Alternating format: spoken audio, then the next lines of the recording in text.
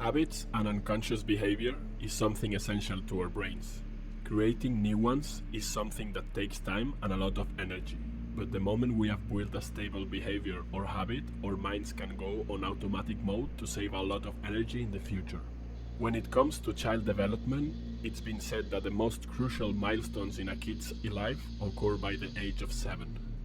In fact, the great Greek philosopher Aristotle once said, "Give me a child until he's 7 and I will show you the man." Young minds absorb the information like a sponge and are open to suggestions. We can refer to these first 7 years of life as the programming of the subconscious mind, and it's the program we will be running for life. Current scientific estimates that more than 95% of brain activity is unconscious. As it has become possible to study the living human brain, researchers have begun to observe decision-making processes. One significant finding of modern studies is that a person's brain seems to commit to certain decisions before the person becomes aware of having made them. Researchers have found a delay of about half a second or more. Our consciousness self does not initiate all behavior. Instead, the conscious self is somehow alerted to a given behavior that the rest of the brain and body are already planning and performing. Neuroscientist and author Sam Harris believes that we are mistaken in believing the intuitive idea that intention initiates actions. In fact, Harris is even critical of the idea that free will is intuitive. He says careful introspection can cast doubt on free will. Harris argues, thoughts simply arise in the brain. What else could they do? The truth about us is even stranger than we may suppose. The illusion of free will is itself an illusion. We can't deny that our subconscious has a big influence in our decision making. Our conscious mind makes up less of 1% of our mind and only becomes aware of what we focus on.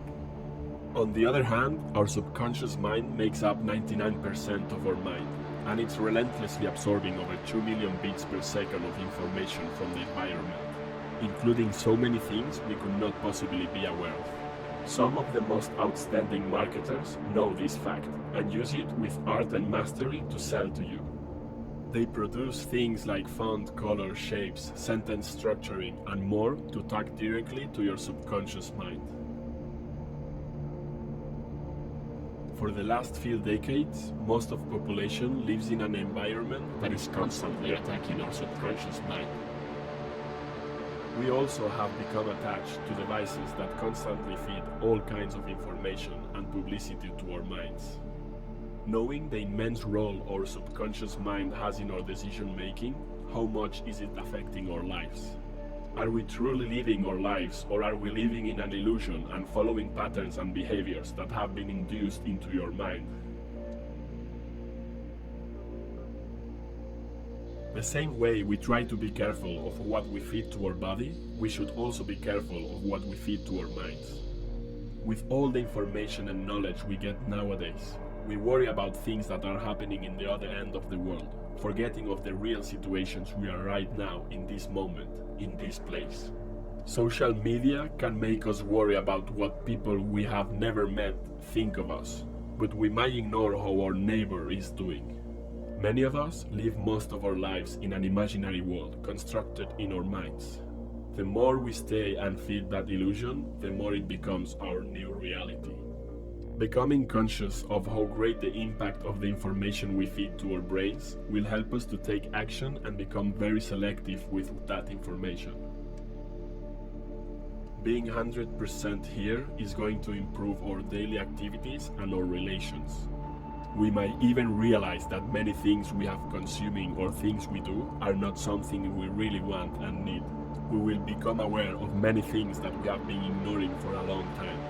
From people close to us that may be going through hard times, to a beach or forest close to us that really needs people to take care of them. Sometimes things are so close to us that it's harder to notice them. So close that even we might be the ones in need. But we were so immersed in that illusion that we wouldn't notice our own true suffering. We need to give back the value of the way we nourish the mind. We think it's an endless void that can just absorb any kind of input without being affected. The simplest things can sometimes affect how we will behave in certain situations for the rest of our lives. Many times, the way we treat the outer world is a reflection of how we treat ourselves. So if we want to make a positive impact around us, we need to start by our minds and bodies. Then, we will respond automatically by acting the same to people around us and our environment.